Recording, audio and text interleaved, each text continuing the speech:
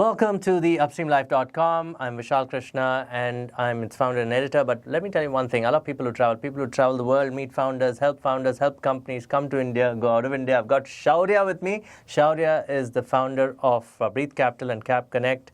Shauraya, tell us a little bit about yourself and what you do. Sure. I'm a founder of Breathe Capital and Cap Connect. We work with founders to raise capital, help them on M&A on the Cap Connect side, and on the Breathe Cap side, we invest in founders building in the seed Series A stage in India and Southeast Asia. So watch this podcast and I will put you in touch with them. I'll put in the links of the website. And thanks, Shauraya. Thanks, Vishal. Thank you. Yeah. Shauraya, thank you for joining me on the podcast. You know, I've always been interested in understanding Indonesia, Singapore, Philippines, and it's heartening to know that somebody who's lived there is here in my studio today to tell me about the startup ecosystem, the HNI ecosystem, the NRI ecosystem. Obviously, you're the co-founder of Breathe Capital and Cap Connect. Tell me a little bit about yourself. You know, it's always interesting to know how people transition into these things. Did you always want to be this investor or this financial guy, you know, doing iBanking? I mean, I don't know where it starts. First of all, thank you for having me on the podcast. I don't know where it starts, where you want to start being a certain thing, but I guess one thing leads to another. I was born and brought up in Delhi. I chose to go to Singapore because it was, you know, close by, financial hub, seemed like a good place. Again, very, I guess, accidental, right? Your parents thought it's a good place. You didn't mind it, so you end up there. So I spent about 3 years studying there, and I absolutely loved the place. And it's been over almost 10 years now, and I've just been living there. Why finance? I guess it's again I did a business degree with a major in finance, and I liked it. I liked the job profiles people were doing. Whether working with money on the public side or the private side. So that was always exciting. As a kid, you get influenced by either your seniors or your uncle and aunts who are doing certain things, or even movies, etc. So you go in that path. And when I actually started doing it myself, I absolutely loved it. Right. So yeah, that's how it happened. So it's interesting, right? You come from an entrepreneurial family. Absolutely. And that must have rubbed off. So I'm actually the first person in my family to do a job. My mom's an entrepreneur, my dad's an entrepreneur, my brother's an entrepreneur.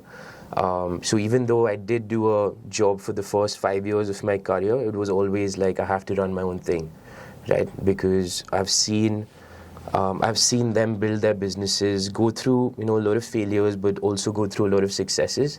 And those are just moments which I wanted to have for myself as well. I knew that starting an entrepreneurial career in finance from the get-go is almost next to impossible.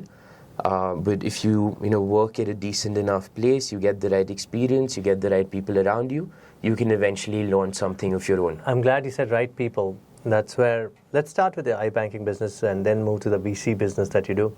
I think meeting people in Singapore, your other co-founders, has helped you get some great deals in Singapore, in Vietnam, right, Philippines, right? And if you looked at the numbers, you've raised anything from 10 million to 100 million for many of those startups. Talk me through that journey of meeting the right people. Well, I mean, I think it starts from you first. You can't predict who's going to come into your life, but you can control what you're going to do and how you're going to be and what your values are, right? And I think eventually that attracts the right people around you. So I think I've been very lucky, I would say, to have the right mentors from the get-go, have very good partners who chose to partner up with someone who is relatively young. Like I started Cap Connect when I was 27 years old, right? That's a fairly young age. But you did with a nice gentleman. Chris is your co-founder, and there's one more person. Chris was my boss in my first job. And then we built out that company together, side by side, working day in, day out together. So we got, of course, very close and understood each other. Then when he said, I'm going to set up my own company, will you be my partner? I didn't even think twice. Okay, that's how Cap Connect came about. Yes. And how many founders there? Two of us. And two of you, right? The deals that I see on your website, you've done everything from supply chain, health tech, you've done some IoT deals. What works in a Southeast Asia context, and how is that context playing out from India? Because you told me earlier that India is a leader for Southeast Asia today. So I want to demystify that, because I thought India was always about consumer. But you're saying that there's going to be a lot of activity for India for Southeast Asia kind of play. Well, so much, right? Well, so much. The influence of India is just increasing across. First, actually, I want to just break down what Southeast Asia is. Please. I'm sure a lot of people know, but just to, please, there's a lot of people who don't know. We have to say that. A lot of people will be first-time listeners. So Southeast Asia is, I think, about 700 million people across 6 or 7 countries. With their own cultures, own languages. I think the most known countries, of course, Singapore is kind of the launch pad, the financial hub, which is its own country of 5 to 6 million people, very advanced, developed economy, right? Then the largest country in Southeast Asia is Indonesia, which is 300 million people, spread across 17,000 islands. I think most famous Indonesia is known for Bali, but there's so much more to it, right? Yes. Then you've got Thailand, you've got Vietnam. Vietnam's got about 80, 90 million people of its own. Mm-hmm. So it is not homogeneous like India is. It's 1.4 billion people, although India is culturally India is very diverse, complex, as well. Yes. But it's one country, yes. Right? So I think Southeast Asia is like Europe in a way.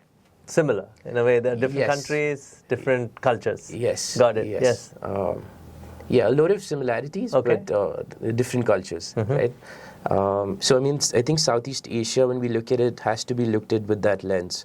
And when I went in, of course, I've spent a lot of time traveling to Vietnam, traveling to Indonesia. Jakarta is like my second or third home after Singapore and India. So we've spent that time, understanding the entrepreneurs, working with them from the get-go.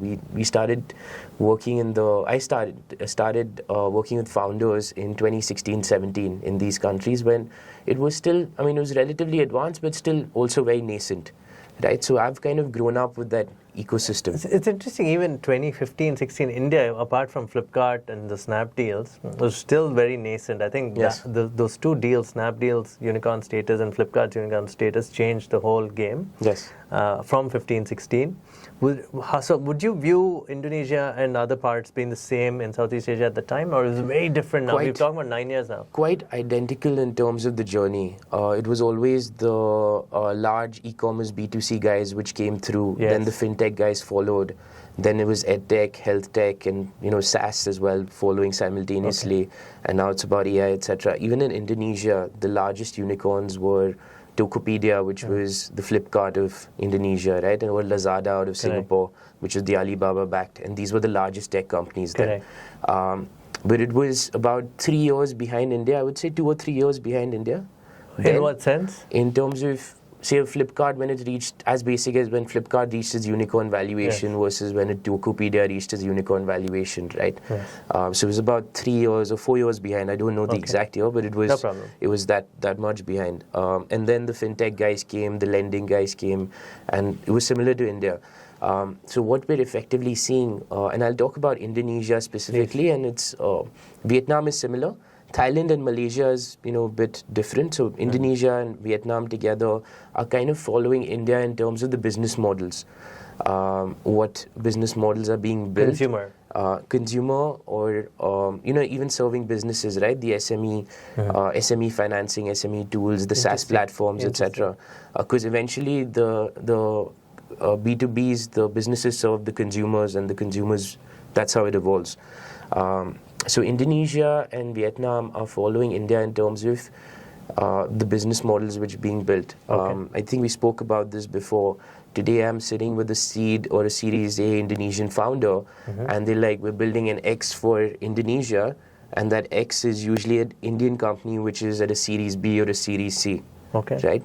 And in the B2C space, B2B also. B2B as well. You look at the procurement, B2B procurement space, right? Off Business has done a great job. There are at least 5 companies at Series A level in Indonesia which are which are wanting to be the off business of Indonesia, right?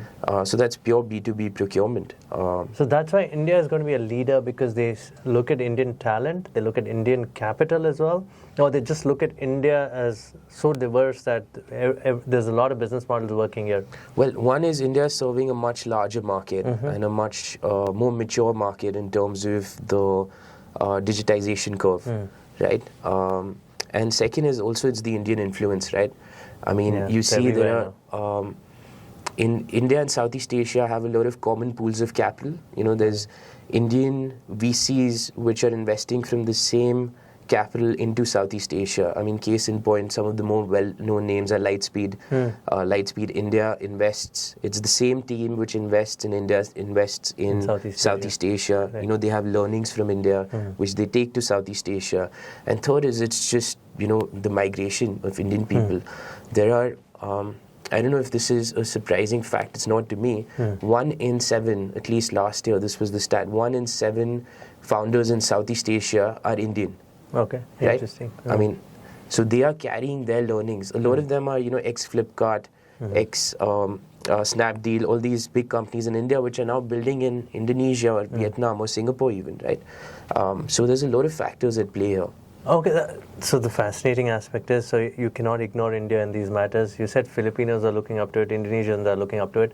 My concern is, do you see Indian companies going and setting up shop there, or do you see a reverse mechanism where these companies will use the talent, these Indonesian, Filipino companies will come set up shops here and say that, look, we like the talent, we'll acquire a startup here and probably set up a global innovation center from India for the world kind of thing. Will that happen? It's happening already. Okay. It's happening, and both things are happening. I'll give you specific examples of both. Indian companies have had mixed success going into these markets, and for whatever reasons, right? I think the guys who've done well, there was, so Meesho went in, Meesho didn't do well, right? Meesho went to Indonesia and they couldn't do well. There are other companies which have gone and done well. There's a POS company just escaping right now, Pine Labs. Okay, yeah, Pine Labs. Yes. Pine Labs did a decent job in Malaysia, is, still like kind of powering through into Southeast Asia. Lenskart is in Southeast Asia, doing a decent job. So there are Indian companies already going, but I think so there are experiments happening at this point. So that volume of that's going to increase 5x in the next 5 years.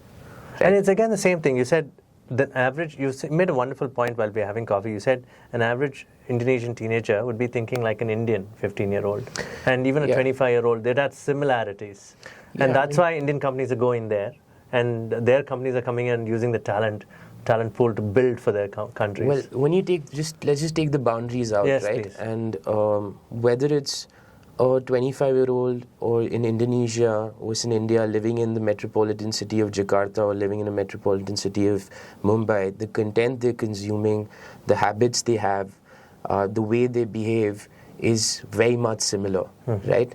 Now you take this at a big picture, the startups which have in India, which have been serving to the premium, the first 25 million or the first 50 million Indian consumers, they are way advanced in their learnings, their business models to serve these Indonesian consumers, right? Yes. So I mean, I think that's very important. Okay. And the other side of it, the global innovation centers, it was very happy to see actually. There's a EV company out of Vietnam called VinFast, which just announced opening a facility, a manufacturing facility in India. They're going to spend $1 billion. The largest companies in Indonesia, like Gojek, and all of these guys have their engineering teams. Correct. Gojek was a well-known name here, yes. In Bangalore, right? And there's so much connect. There's so many Singaporean companies as well, which have Indian offices, whether serving India as a demand center or using the talent in India to build things for the world. What a moment to be an Indian, and it's interesting. You said capital, human capital. Now we haven't even gotten to what type of investments from HNIs will get there. So you're saying there's human capital, there's private capital, there are Indian leaders who are going to lead Southeast Asian companies, and all of them are coming together. Yes. So do you factor the geopolitics also, before you invest or get people to invest in the companies that you bring forth? Well, I think, we're at a brilliant time in terms of where India sits in the geopolitical landscape. We're quite friendly to most people were welcomed at most places, and it's been I would say it's been a marked shift in the last 10 years, right, where we're kind of going out there and being vocal and being successful, being vocal about our success, right? I mean, and that gets noticed around, and I feel that it's a great time to be an Indian abroad at this time, because there's so much acceptance in terms of what you can do and what you can do way more what you could do probably 10 years ago. Absolutely, I agree. That's changed. And the geopolitics also, I mean, India now talks on made in India for the world kind of concepts, manufacturing. And in that, do you see yourself looking at, sometimes you get decks from, rare earth companies or materials, or things like you were mentioning nickel, for example, in Indonesia. Do you see that Indian entrepreneurs playing a role in these ownership of these commodity space? Battery recycling is a big thing. From this commodity that manufacturers say that goes into an EV to all the way to battery recycling, there seems to be an end-to-end play here. Do you see India owning that value chain? And it begins with geopolitics, because we need to know that journey, right? Do you see that happening? Increasingly, although not as much. Okay. We do see sprinkles of it. Okay. But going forward, I think it's going to increase massively. On the EV space, India much less now, but a lot of these countries are flooded by Chinese EVs, right? The two-wheeler absolutely. EVs, and we clearly know the performance is not at par with the conventional fueled two-wheelers. But in India, we see now, and we spoke about a couple of entrepreneurs who are building two-wheelers, motorbikes, which are at par out of India, right? Yes. But there's going to be a learning curve there, and that will get exported out. Just like fintech as a bubble, even this would be something similar in the EV space. Would you see a lot of entrepreneurs coming in, a lot of experiments, but then you'll see these 10 companies or so survive? Yes, I mean that's pretty much how it goes, right? There's a pickup in a certain sector. A lot of people start building for that, and then it starts getting weaned out, and only a few survive. But I think that is how we get sharper, how the business models also get sharper, and as a consumer, that's what you want as well, right? You don't want 2 or 3 companies building in a space when your lack of options as a consumer shouldn't be there, right? You should have the best fight it out and the best win it. Just the fact, 1920s in America, there were 1,000 automobile companies. Now there must be, 4 or 5 or something of that sort, right? Yes. It's interesting. So that's a rule of business. So for you, when you go to different countries, do you see the geopolitics side embracing India as a business hub? Do you see those conversations happening as well? Well, very much so. Very much so. I think people are more aware of it's not just IT services we give out, right? And I think we should be very proud of the IT services, etc. What we've done in the past, and that's set the exported it out. foundation. Right? It built so much talent. Decades of talent got built through that, and there was a lot of inflow of money because of that. But I think people increasingly see that's not it, right? Even when you look at the space tech side. We're building here, and we're building stuff as good as some of the top players in the world. Yes. Right? Now I want to move into that segment. Now you mentioned space tech. So getting into your hat as a VC with Breathe Capital, of course, you and Zubin run it. What are some of the areas that interest you from India for Southeast Asia to India, for example? What's the kind of investment thesis does Breathe Capital carry? So we're not necessarily assigned to that we'll only invest in an Indian company if it's applicable to Southeast Asia. I think that's a great benefit. And where we do see the learnings coming from India into Indonesia, into Philippines, into Vietnam is really the agri sector, right? Because again, I think India has more years of experience. The entrepreneurs have more years of experience building in this space. How to get more output with less input. How to do it in a sustainable manner. It's becoming more organized that way. Yes. Agri-tech is in now. Yes. And it also affects in terms of its impact. I think volumes impact. There's no other sector, right? Yeah. in terms of number of people who are involved, right? Yeah, did you know all the horticulture produce, we don't export a lot of it. Most of it is consumed within India.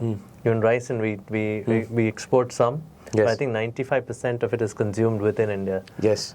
There's so much organizing to do within India's supply chain as Yeah, well. and we have a growing young population to feed, right? So Yeah. we need to we have enough, I guess, land, but we have to increase the output from Yeah. from the same Yeah, same place, resource, right? so less water. Yes. Those things interest you? Yes, absolutely. And I think these learnings are very applicable to developing countries.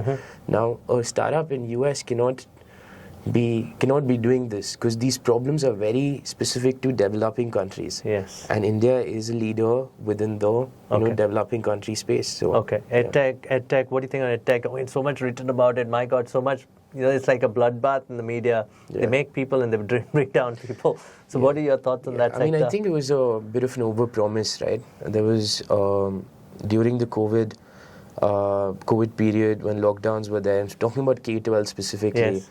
There's a lot of I was referring to overpromise. K-12. Yeah. There's a lot of overpromise in terms of how much digitization, how many people, how much online learning is going to be there, and how offline is going to be taken over, and it's a real substitute online, right?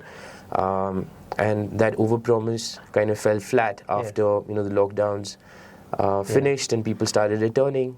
People still like physical learning. They want to go to school. At least parents like the children out of the house. We know that for sure, that's right? True. So I think it was just. It's also a herd mentality because if you look at the investors which backed some of the larger startups here, I mean, these aren't amateur investors, right? So you have to. Some models went really wrong here, right? So I think one thing to note specifically is you can be the biggest name with the biggest institution. How do you escape that herd mentality, right? Because I mean, I'm sure some of the investors saw it coming, but a lot of them didn't.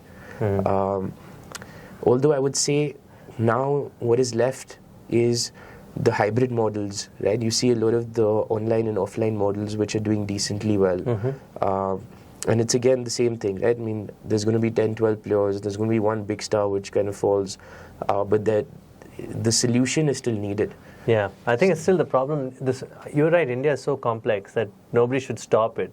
So you're saying edtech is there to play out? Absolutely. It's just that there's some bad news out there. Yeah. It's not as big as you thought. And the adoption curve on the online learning which you put does not exist. Okay, I want to quickly talk about, you like fintech, all the fintech's going through a bad time as well now. Your thoughts on fintech quickly?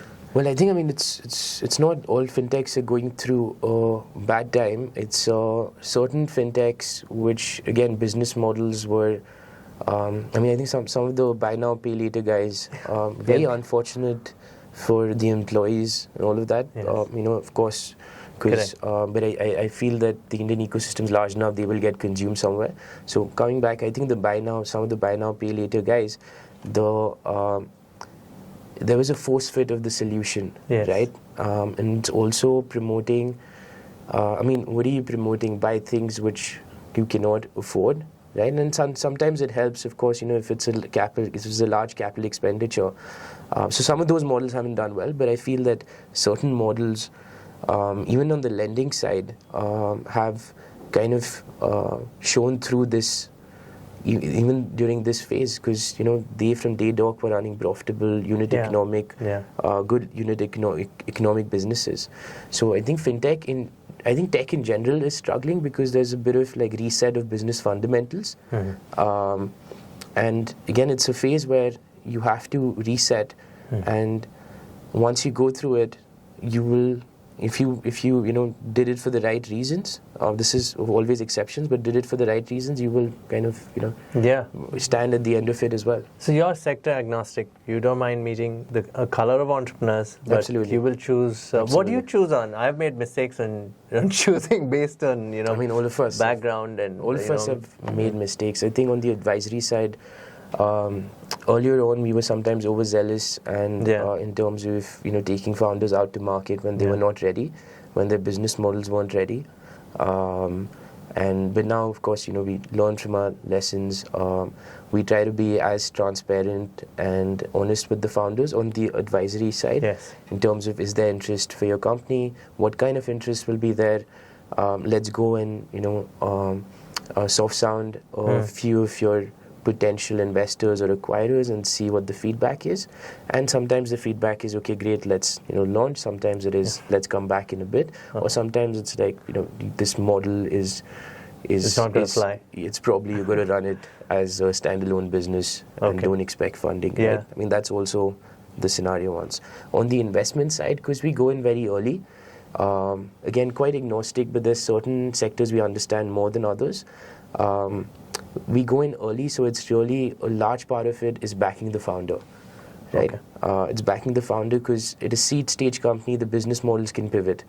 If you're a seed stage company doing X right now at Series A, you could be doing Y, and that is completely fine. Okay. Yes, that's completely fine because you're in experiment stage, etc. Right? And Series A, but what you need is a founder who would, one, be creative around this, and recognize the fact that they may have to change. Yes, absolutely. Yeah. Second, be flexible, and third, persistent as well, right?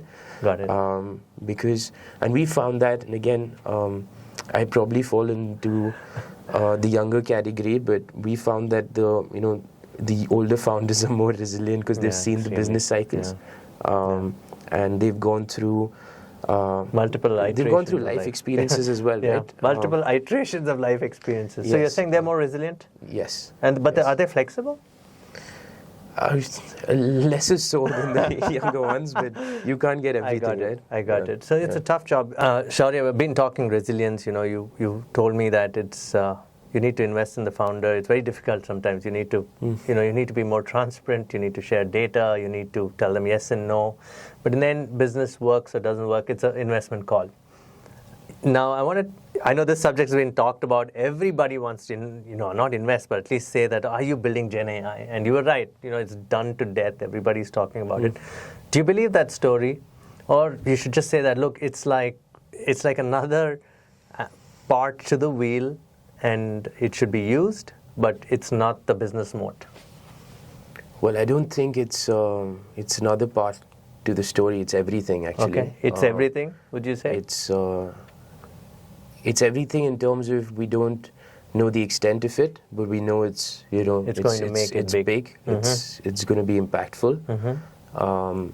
So I think, of course, a lot of noise as well. Whenever there's money involved, eyeballs involved, there's a lot of noise.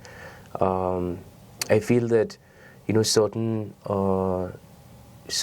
geographies are, in terms of where the business models are being built, are better suited to do certain things within that. So, I mean, US is, of course, very advanced from an innovation standpoint. Of course, the media a lot of the media paints out that, it's US is on its downward spiral, but I think that is still the hub of the innovation for the world, right? In terms of the talent base they have, again, the experience which they have, and the infrastructure which is available to them. I think US will be the leader in the space. Okay. The founders building out of there will be the leader. That said, it is so vast and massive, this space, that there has to be localized models being built as well. We see in India there's Bharat GPT and all of that. I mean, outsiders can't build that, right? I think if I'm in India or if I'm in Singapore or Indonesia, I'm thinking, what should we do so we don't fall behind, right? I think, those are the thought processes which have to run through your mind. So absolutely, it's here to stay. It's here to create an impact. I like the fact that you said Bharat GPT, because imagine a citizen. I think we've done great in the UPI, Aadhaar kind of scenario. And if the Bharat GPT comes through, it's going to be very robust. And you're saying those are the kind of solutions that India will probably build, right? Yes, and there'll be a lot of startups building for that. Absolutely. And that we can't ignore, you're saying. No, I think it needs to be done, and it needs to be done with focus and with capital, and we have to find out noise blockers, because $1 gone to a copy-paste idea which will die out in 5 years is $1 taken to an idea which, which could have been will be made sustainable much more money, and impact lives. Yeah, it's interesting. Okay. Do you see, a lot of people combine the Gen AI for many things, like climate tech people talk about, space tech you mentioned briefly. Do you see these industries playing out with Gen AI kind of thing? I mean, I think all industries will be impacted. I think to the extent that it helps you operate more efficiently, operate more faster, I think it's going to be used across, right? Yeah, so do investors appreciate it? I mean, you must be talking to several LPs, several HNIs, NRIs. Do they understand, they do know the flavor that they bring in? I mean, do they understand what's happening around the geopolitics, the technological changes that are happening? Yes. I'm glad you said the US can be a leader here, although their politics is a bit shoddy at this point of time. They are an innovation leader, and so would be China. So, and India has now come into the fore. So do your LPs or HNIs understand these? Or do they just say that, look, I average return 7 years, 8 years, so, or 5 years or lesser? How do you handle them? So I think they have a very core understanding of their own businesses and how the world events are impacting their businesses. A lot of the investors which we speak to are running, their own traditional industries or whatever, and they exactly know what's happening, right, and how that's going to impact. That's why they're successful and have that money to invest with us. When it comes to how it will impact our business, what are the technologies, I think they understand it on a first layer basis. A second, third layer is of course missing, which they rely on us to give them, right? Or which they at least rely on us to know. So we can, make those decisions for them. I feel that knowing everything and not knowing something very deeply is absolutely wrong, right? So these guys, I really, there's so many learnings as well from them, because they've operated in their business. They're kind of, very successful, very well known in their own industries. Fields, yes. And there's cross applications to take, right? How do you operate? What are the business principles, etc. So we learn from them as much as they learn from us. So those are the kind of people you like to bring on the table for investments, right? Absolutely, because I think we're not in a rush in general. We don't want to go and flood the market with capital, try to raise from everyone possible. We want to have good people around us who will be there with us on a sustained basis, who we can have smart conversations with, who we can have nice dinner, fun conversations as well, right? So we're not rushed. Okay. What's the definition of micro VC? Because I was also associated with a bunch of students who at the time who had made money, who wanted to do micro VC, and they were successful at a certain level. They all became influencers. How would you look at a micro VC? And you call yourself one as well. You Yes. and Zubin do. Breathe Capital is a micro VC. Because we're a relatively small outfit, and I think one is the size of it, right? We're not an institutionalized, fully built out VC with 40 people working for us. We're effectively 4 partners, and Zubin and I are the main partners. So I think one is size, which is the main kind of reason to call yourself a micro VC. But what would your typical investment size be? Well, it ranges anywhere from 100K to 500K. Average is about 300, 350. And stage is seed, pre-series A. Occasionally, we do participate in bridge rounds for larger, mature companies. But with a specific, has to be a big pull to do that. Okay. Yeah. What about debt? A lot of the founders listening in would say, I've been hearing a lot of people don't want debt also. A lot of the hospitality businesses that we meet take debt to service their working capital. How do you advise, tech entrepreneurs should always rely on equity, I think. But the operational business like retail, I don't know if you've ever done retail tech, retail deals, retail hospitality deals. They love debt. So what's the typical advice to a founder today who's building tech? Go for debt or raise money from family, then come to people like you? Well, I think it depends on the purpose of raising the debt, right? Indian entrepreneurs, especially the smaller ones, and doesn't necessarily need to be tech like you said, right? Could be an export business, could be a retail business. they have a massive working capital issue. Yes. This is a persistent problem, and there's been so much digitization on the fintech side, lending. There's so many lending players, but that opportunity has not been captured fully. Yes, absolutely. Right? And they struggle to get working capital debt. I mean, they have confirmed orders, invoices, and I won't name the banks, but there's large banks who were just documented to death, right? So I think absolutely take debt, but depends on the purpose of taking debt. If it's a working capital thing, I think there's not enough players who are doing that and should do it, because that will fuel. That's the fuel for these SMEs to grow, right? But when it comes to using debt for, I guess, lending as well, further lending, I think there's a lot of lending players which raise debt to further lend. Correct. As long as there is proper measures taken around, there's enough equity backing that up. There's the debt equity ratios that you can take debt for lending further as well. So would you suggest the VCs, the startups, pardon me, when they're building tech, is it necessary to take debt at all, or raise from family? And it's an age-old question, an age-old problem. It still exists. Yeah, I mean, if you have a clear path of paying it, I mean, there's also revenue-based financing, right? Which is available. I mean, a lot of the founders would take debt, rightly so, is sometimes to protect the dilution, right? Because if you're getting a very aggressive valuation from a VC where you're getting diluted, can you take debt? As long as you have decent enough visibility of paying that debt back. Sure. Okay. Because I mean, debt can. See, you don't have to return equity, but you have to return debt. Yes. And if you don't return debt, you could have just called quits on your. So you need to be very careful around that. Got that. SaaS is a major business. It's made India very popular, especially the Chennai crowd. They have this beautiful community growing. Yes. Right? Yes. But what do you think about SaaS now? I mean, a lot of people say vertical SaaS. A lot of people say that, okay, you can also build horizontal SaaS. That argument's being played out. So there's what should we go to? I mean, they thought they'll replace the Microsofts of the world in many ways. Yeah. Products from India for the world kind of thing. I've seen the long tail, the smaller companies that take these free products, but you necessarily don't see the conversions when they become larger SMEs or something.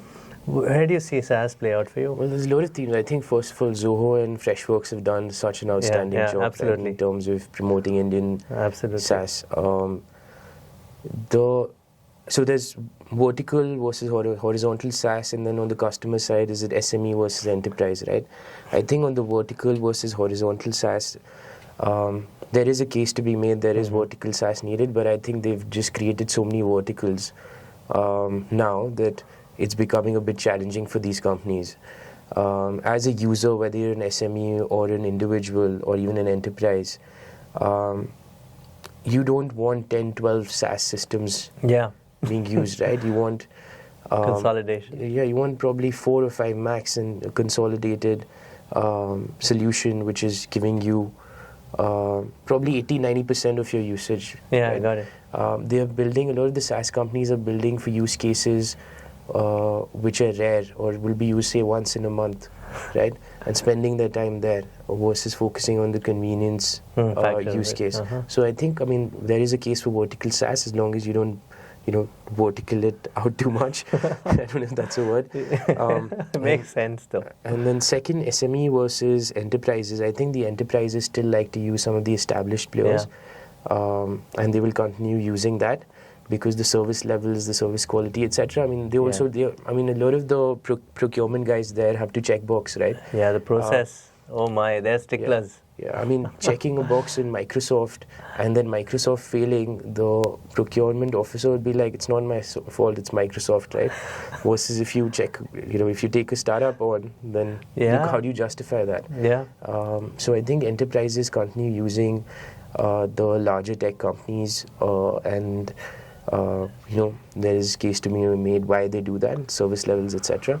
The startup, upstart, vertical guys are focusing more on the SMEs, but there's a big question mark on their paying power and their loyalty, so to say, right? I mean, how long are they going to stay with you? Are they going to jump? How much is it differentiated, your product? So I mean, I think that's a volumes game. But if you can build a sticky product, then you can grow the cases that you can grow with these customers, right? It's here to stay then. Yes, it is. It is here to stay, but I think it has to be a differentiated Approach, because offering. there's so many players now. Yes. Yeah. But in the Southeast Asian side, do you see more for the logistics side, any particular sectors that you've liked or using SaaS, or would you just say that, look, build horizontal, it's fine, vertical later? What are you a fan of? I mean, I think Southeast Asia, the SME digitization is not at that place yet to build very vertical specific SaaS. I think horizontal SaaS does Still the works. job. Okay. Now, I think certain enterprises pick up vertical SaaS for certain things. So I'll give you an example, right? There's a very brilliant company in Singapore called the Stakeholder Company, TSC.ai, and it maps out the stakeholder relations for enterprises. So if you're like an Exxon who wants to enter an African country, do the business, who are the stakeholders, what is the geopolitics, etc. So that gets very specific vertical SaaS, and certain enterprises have a use for it. Interesting. So I think Southeast Asia, when you talk about some of the developing economies, the SMEs aren't as ready to adopt that digitization. I think the first hit is always on the admin finance side. So anything on ERP, anything on bookkeeping. I think that kind of gets the first push through. Anything else is just a luxury which a lot of these guys can't afford. Okay, economy-wise, where are we heading? In the US seems to have slowed down a little bit. Europe more so. Where do you see Southeast Asian resilience happening at this? India's been resilient to even the last slowdown, but generally our RBI has done extremely well in terms of tightening controls and making sure that we are running in, that the interest rates are controlled, that there's no consumer debt. What's going to happen from a Southeast Asian India perspective? We see a consumer play happening in a larger forefront for the next 5-6 years. Somebody told me that not 6,000 brands, but India will have 30,000 brands coming into the fore in the next 5-6 years. Yeah. I'm thinking the same is going to happen in Southeast Asia then. Well, I mean, I think again, very hard to say from a region perspective, but say Indonesia, we're very bullish on. Indonesia is supported by its commodities. It has great natural resources, which continue on a very successful path in terms of exports. Palm oil, nickel, etc. Very exciting. So I think that Indonesia is very, very interesting and will continue to grow. It's also, they've got brilliant talent there as well, which is, learning and improving. So we see Indonesia being quite bullish on Indonesia for the next 10 years. I think the tech side is slowed everywhere. Indonesia is not immune to that. But we do see a bounce back, probably next year. I think this year is still going to be similar or slightly more active than last year, but we don't see a lot more activity, like nowhere close to 2021, right? That's for sure, from the tech standpoint. I think India is very interesting. Also, I have to say that India and Indonesia both are going through elections this year. In fact, 40 countries in the world are going through elections this year, so a lot can change. So bringing it back, I think India, Indonesia, both going through elections. Everyone's kind of on the fence, waiting and watching and seeing what happens. And then it can really, I think fundamentally the countries are of course primed to keep growing and on a good path. It is just how fast, right? And the outcome of the elections will drive the velocity of the growth. Is what we feel. India, certain sectors are very interesting. I think there's a lot of capital going towards manufacturing. Right, smart manufacturing, that interesting. Industry 4.0, absolutely. But I think it's still behind. But with the right attention, focus, and capital, this is a sector which needs to be tracked very closely. Got it. So the deals, how many deals do you want to do per year as an iBanker and as a VC? Well, we should never target the number of deals because it makes you do stupid things, right? Yeah, absolutely. Especially at your fund size, I agree. Yes. the larger funds can say we do 30 deals or something, but in your case, you're right. You want to explore as many as they come. Yes, absolutely. And we don't mind taking the smooth and slow path, because I think eventually that is the fast path. No, great. And even on the advisory side, we only want to take it in a very selective manner, do it with the right founders. I think that matters way more than number of deals. No, fantastic. And I wish you all the best on the business side of things. A couple of personal questions. How do you unwind in terms you travel in Singapore, Delhi quite often? Yeah. Do you read a lot, spend time with family? How do you unwind?